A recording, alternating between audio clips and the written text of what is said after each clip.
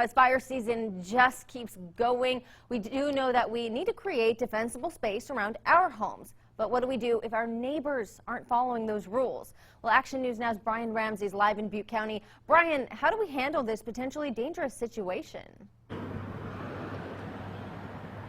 Yeah, that's right. So, it can be a very dangerous situation, as you just said, and it's unfortunately something we see all the time across California, even at this time of year. So I'm actually on a vacant lot right now. I'm going to get behind the camera, and I just want to show you the vacant lot that I'm standing on right now. So you can see very tall grass. That is not good. The grass is too tall. You can see some very unmanaged trees. You're supposed to have at least 6 feet of clearance from those trees to the ground. You can see that is clearly not the case. And in fact, on this property, I'm in a neighborhood right now, so you can see all these homes in this neighborhood. The last house in the neighborhood actually is adjacent to this vacant lot, and you can see an abandoned tree, half alive, and then the other half actually falling on the ground. So that is not good. But if this happens to you, if you have a neighbor who's not complying, there is actually a process in place to deal with this, whether it's the city or the county. So in Butte County, it is Ordinance 38 Alpha, and it deals with weed abatement.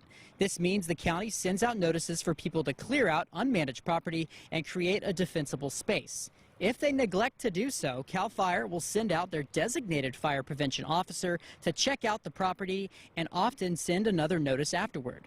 If the property owner still does not comply, a citation will likely be issued. We want people to be responsible for their property, but also have consideration for their neighbors. So, give our resources the best chance to defend a structure and defend a neighborhood is everyone getting together and providing that defensible space.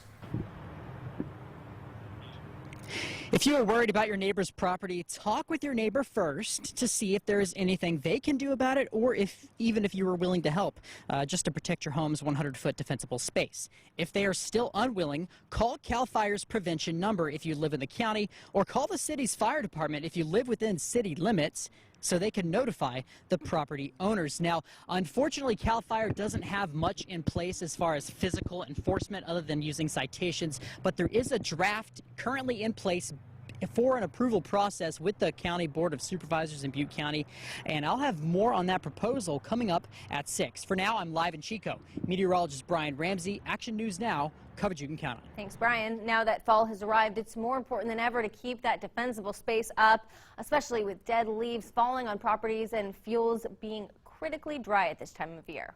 We are